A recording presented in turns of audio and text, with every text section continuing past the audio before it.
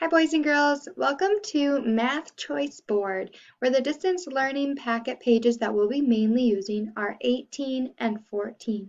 The materials that you'll need, just your distance learning packet and your pencil. Let's get started.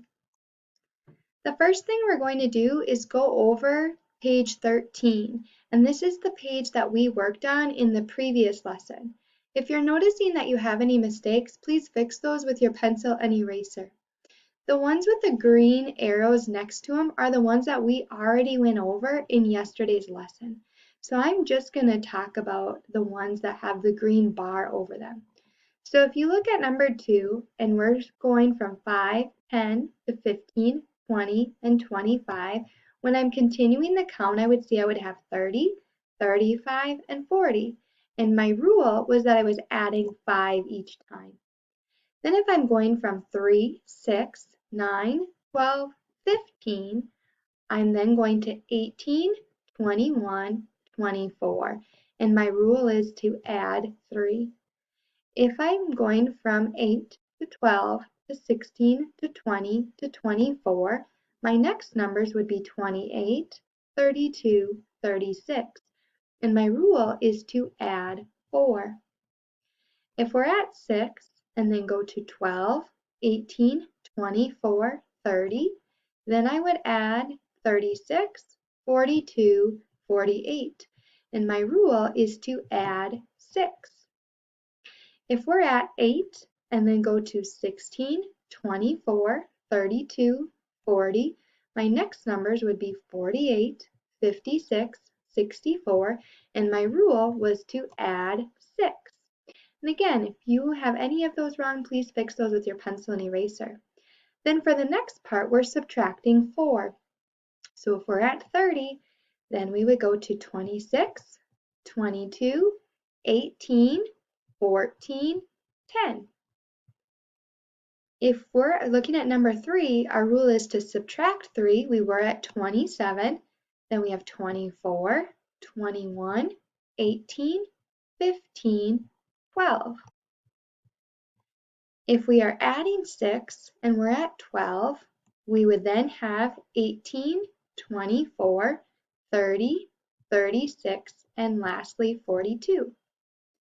If we're at 80 and we're subtracting 5, we have 75, 70, 65, 60, 55.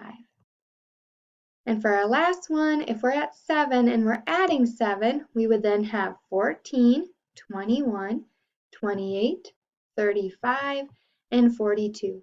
If you want more practice with complex number patterns, you could make up some more problems on the side or in a notebook. The next thing that we're going to do is work a little bit on our subtraction fact fluency. So we've done something very similar to this in a previous lesson. So what I'm going to do, and I'll show you the first column without the timer, but I would reveal the first 5 facts, and I would want you to say something like 10 minus 5 equals 5, 4 minus 3 equals 1, 8 minus 3 equals 5, 14 minus 6 equals 8, 4 minus 4 equals 0. If that's too slow to say the numbers in front, you could just say the answer. So instead of saying 10 minus 5 is 5, you could just say 5. Now I'm going to move it over each 15 seconds. So we're going to see if you're able to say all of the answers in 1 minute. Are you ready? Let's try.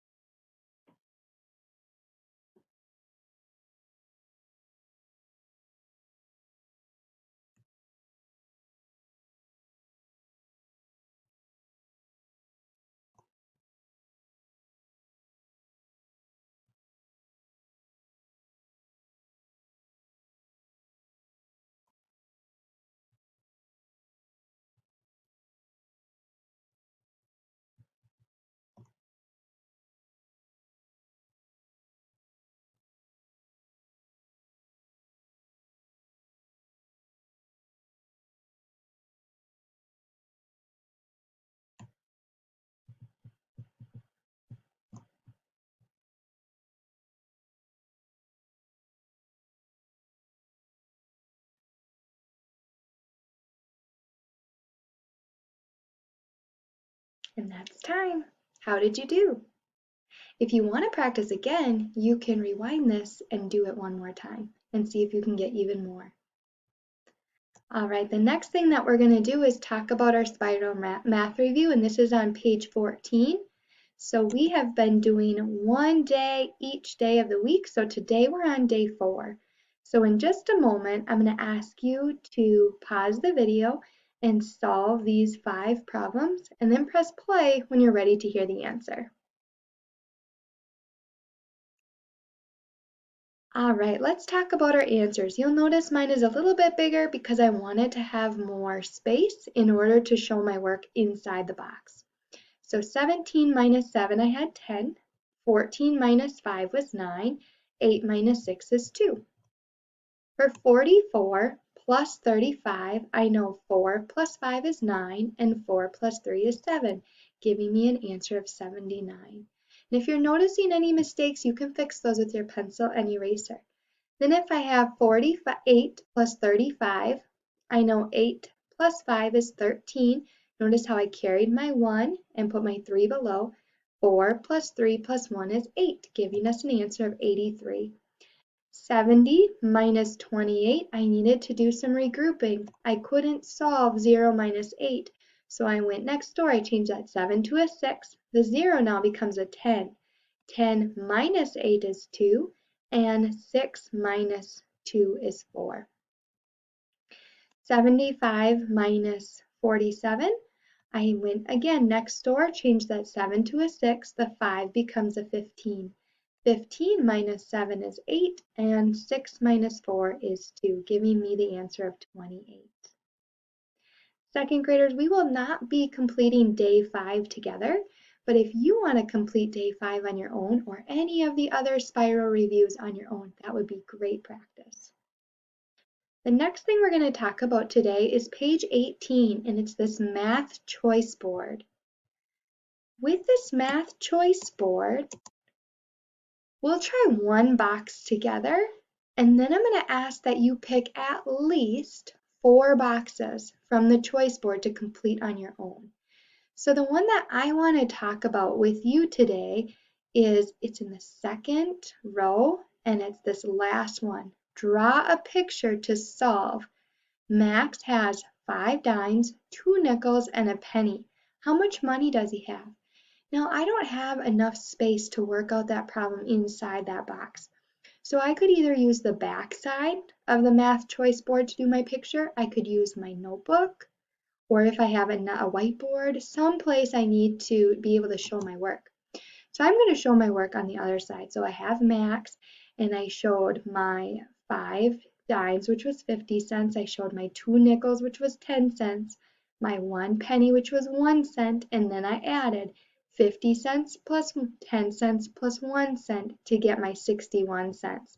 Now, since I'm done with that box, I'm going to show that by putting my initials in that box, and I'll show you on this one too. So again, since I finished that box, I'm going to show that I finished it by putting my initials in there. So I want you to, again, pick at least 4 of the boxes. It would be good if you pick 4 that are new ones, don't count the one that we did together.